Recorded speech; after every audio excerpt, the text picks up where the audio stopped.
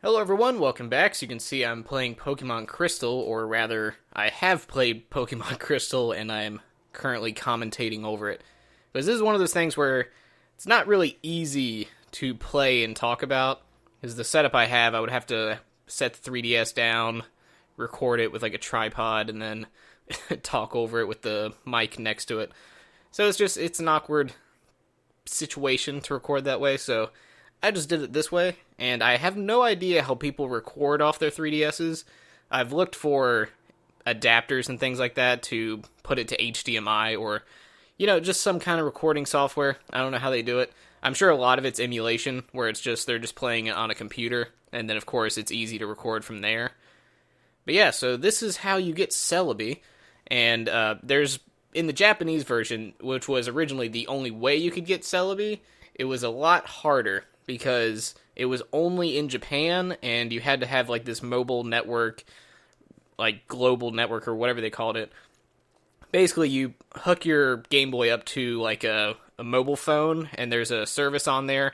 It was actually really revolutionary at the time, where it's like you could do trades online, you could do battles online, and this was over a cell network, so it was the first online battle they had.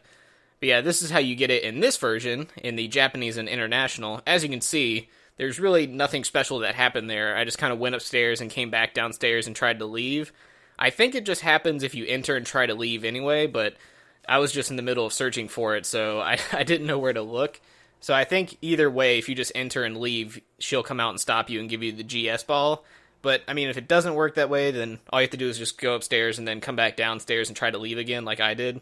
So yeah, that is the much simpler way to obtain it. I think originally you had to get like all 16 badges and you had to fight Red or something like that.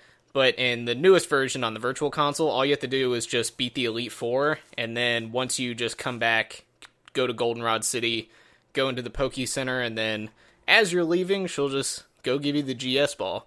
Now, this is the part where, luckily I did it at like 10 p.m., so I didn't have to wait too long. But when you go to Kurt, you give him the GS ball, and you have to come back a day later like you do for most of his balls. So just keep that in mind ahead of time. You might be able to manipulate the time setting or something, but I think it's based off of the in-game clock and not your 3DS clock. So I don't think changing your 3DS date will do anything, unless that does directly affect the, like, silver and crystal and gold and all that. I'm not sure.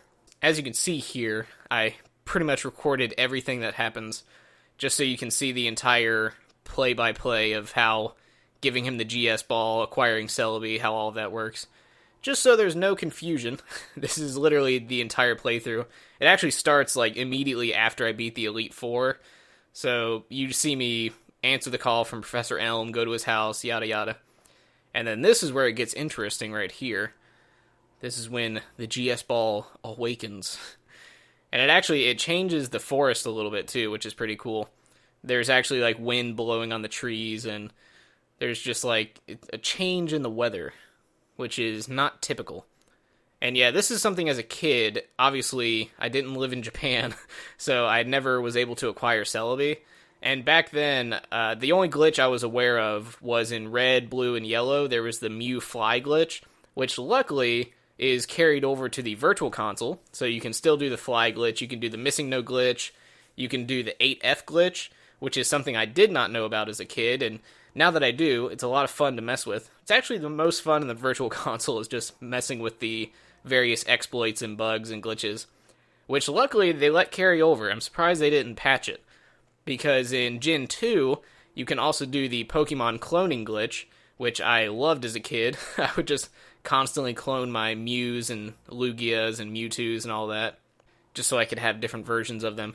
But there is another glitch that I wasn't aware of until just like last year, which was the coin case glitch. Now, if I had known about that as a kid, along with the 8F glitch from Gen 1, that would have just blew me out of the water. Because the coin case, if you don't know about it, it's pretty much exactly like the 8F, only it's a lot easier to accomplish. Because the 8F glitch, I mean, it's like a full day of work just to get the 8F glitch. You pull up tutorials online, you'll see how that whole thing plays out. But the coin case, literally all you have to do is just change items around in your PC box. Oh, this part's actually pretty funny. I'm gonna switch back to the actual recording here for this brief period just to show you my reaction to Celebi dropping in. Oh shit! He just comes flying in there. So yeah, that was my on the spot reaction, because this is the first time I've ever played through Celebi This is the first time I've ever played through Crystal at all, because when I was growing up, I got silver and my brother got gold, and we had a Crystal copy, and I think I still have it. I still have all my original games. But yeah, this is annoying, by the way. Celebi will just heal everything you try to use. Very frustrating. I tried not using the Master Ball because it would have just been kind of boring to just throw a Master Ball and have it be over. So I wanted to actually have a bit of a tussle going on here. So you'll get to see my fight with Celebi. And yeah, this is a legit way to get Celebi. But as I was saying before, the cut there is that I discovered the coin case glitch, which is pretty much exactly like the 8F. You just rearrange items around in your box, and then you like save in Professor Elm's house, you go outside, walk to the right, you listen to Machops cry, and then you check the coin case. Coin case, Jesus. I'm just flubbing words today. But you check the coin case, and then once you do that, whatever you tried to accomplish is done now. So let's say you have them set up in a certain way to where you want to make your Pokemon shiny. Well, you check the coin case, and bam, the first Pokemon in your party is shiny now. So yeah, a lot of those exploits, I'm pretty sure all of the exploits that were originally in the games are still there. So if you want to mess around with that, I do recommend it. It's pretty fun. And it's not like hacking the game. You're not really cheating, because you're basically limited to the Gen 1 and Gen 2 Pokemon that you can exploit anyway. So at most, you can make like shiny Mews, shiny Celebis, shiny Mewtwo's, like basically all the legendaries and the mythics from the first two generations. So it doesn't break the game too much, and it does tell you where they came from. It'll tell you they came from Johto in the good old days. And for Mew and Celebi, it'll actually say they had a fateful encounter. So they are legitimate, which I did the 8F glitch in Pokemon Red, and that's how I was able to get a Mew. Or technically, you could just do the Mew fly glitch and get a Mew that way, but you can't transfer it over to the main game. Like, you can't put it into the Pokemon Bank. But, however, if you use the 8F glitch, which I finally got through all the processes on that, and I was able to change the ID on Mew to Game Freak, or the name to Game Freak as the original trainer, and then I was able to change the ID to an official Game Freak ID. So that way you can transfer it to the Pokemon Bank. And, of course, you can also make it shiny. And then, again, with Celebi, you can use the coin case glitch to basically overwrite a Pokemon. Like, in this instance, I used a Weedle. It overwrites Celebi over the Weedle. And then you go to the name rater and you change the name, and then you name it Celebi. And then if you trade it off the game and trade it back, then it'll appear in your Pokédex as well. So that's, before Crystal, that was the only way to obtain it in the Virtual Console. Obviously, you had to use exploits, but, I mean, if you wanted a Celebi, that was the only way to get it. So I did do that, and then that one actually cannot be transferred to Pokemon Bank. But, however, there is a funny little exploit here, where you can use the cloning glitch on Celebi, and you can even transfer it to Silver and Gold, and if you trade it from Silver and Gold with the Crystal one, the legitimate one, even if it's cloned, you can still transfer it to the Pokemon Bank. And then, of course, you can use the coin case glitch to make it shiny. So you can have your, like, one of the few first ever, I think it might actually be the first ever legitimate shiny Celebi. Again, it kind of goes on what you call legitimate there. But you can actually get it legitimately. You can get it in Elix Forest as a shiny, if you just reset enough times. So yeah, this is, I think they said this is the first time you can get a legitimate shiny Celebi, because the other times it was shiny locked for events and stuff like that. But yeah, these games, they've been a lot of fun, I have to say. It's nice messing around with the exploits, doing the Mew fly glitch, making some Pokemon shiny, which it doesn't break the game, because, I mean, Game Sharks and action replays have existed for years, and this is like an in-game way to change a Pokemon or create a new situation. Like, people have used the 8F glitch to make like a playable version of Pong in their game. So I mean, the possibilities are pretty much endless as far as the computing and calculations go. Oh, there we go, I got it. Finally wore Celebi down there. So as you can see, it goes into my Pokédex. This is a legitimate Celebi here.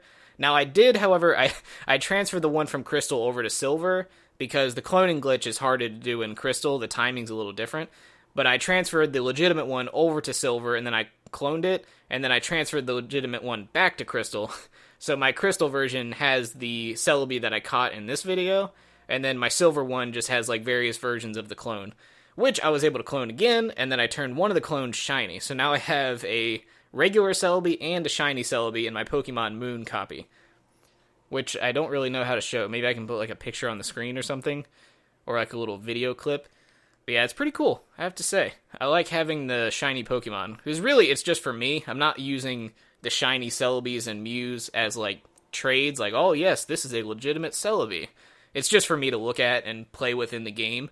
And in future iterations, like whatever the next Pokemon game that comes out, like what I did previously is I took the Mew from the Virtual Console, and then I took a Manaphy that I used back when I was younger on the Game Freak, or not Game Freak, on the Game Shark for... Actually, no, it was an action replay. The action replay I had for Pokemon Diamond, I created a bunch of Manaphy eggs. So I took the Mew from the Virtual Console, and I took one of the Manaphy eggs and hatched it, and then I used that to play through Ultra Moon. Like, just started the Mew at level 7, and I started the Manaphy at level 5. Just so it was like a fun way to basically use them as my starters. And now, whatever the next Pokemon game comes out, I'm gonna take this Celebi, and then I'm going to use it whenever all my other Pokemon get up to level 30, just so it's fair. I'll import the Celebi and start using that Pokemon as well. So it's a fun way to play the game. Nice way to mix it up, just add new features to it. But yeah, that is it for now. So you can see I'm just riding out the bike. I did this in my recording just to basically pad out the time, because I figured there'd be a part in the video where I'm wrapping things up.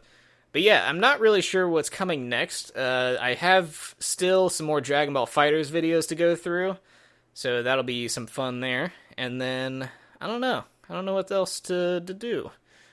There's quite a bit of content that I could make, but I don't know. I don't know which ones I'm going to focus on.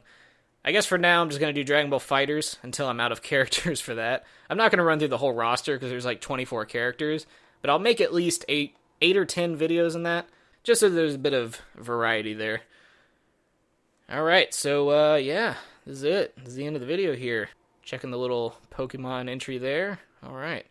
Anyway, hope you enjoyed it, and I will see you next time.